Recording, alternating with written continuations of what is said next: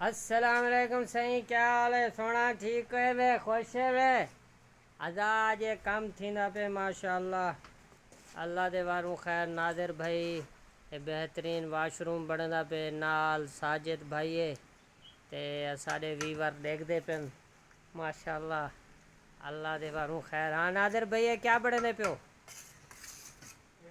Washroom भी है मौलवी साहब। अच्छा जी हाँ। ये वाशरूम मेरे क्यों किते वे? ये पहले से दरमियान में बड़ाई खड़े हैं तो सही कोना हा। अच्छा सही का ना। हाँ जी जी हुन इन्होंने सैर तक करवाए।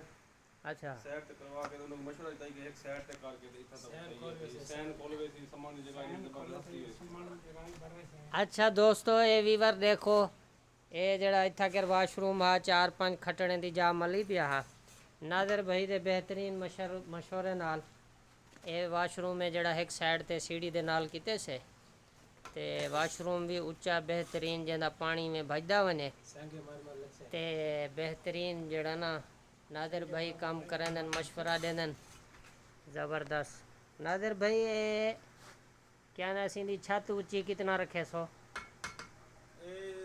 घाट तो घाट 8 फुट होनी चाहिए। घाट तो घाट 8 फुट होनी चाहिए। एग्जास्ट है जड़ा केड़े पासों रखे सो? एग्जास्ट से सामने वाले पासों की बेडू सीढ़ी है ना। फ्रंट डू रखे सन सही साजिद भाई सही मजदूरन ए वीवर सारी वीडियो को लाइक किता करो शेयर किता करो डिठा करो ये दिखाओ ना अपने वीवर को भी इना भी हाल जरा ना।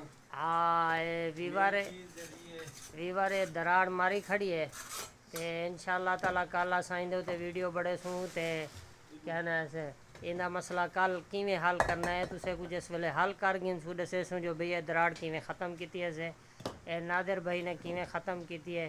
बेहतरीन कारीगर ने लाहौर भी काम करेंदे रह गए वीवर बेहतरीन वर्कर विलॉग बनन बड़े ज़बरदस्त ते इन्हां दी वीडियोस सारे वीडियो को लाइक नहीं करेंगे ना शेयर करेंगे। लाइक किता करो शेयर किता करो सब्सक्राइब किता करो।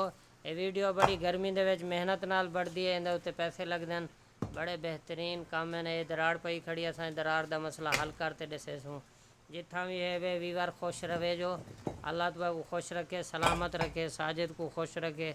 उस्ताद Nadir Abbas worker vlog search किता करो ते कोई भी तुआ को मसला होवे काम करावना होवे तो तुसां वीडियो देखते हैं असारे नंबर ते रब्ता कर गिन।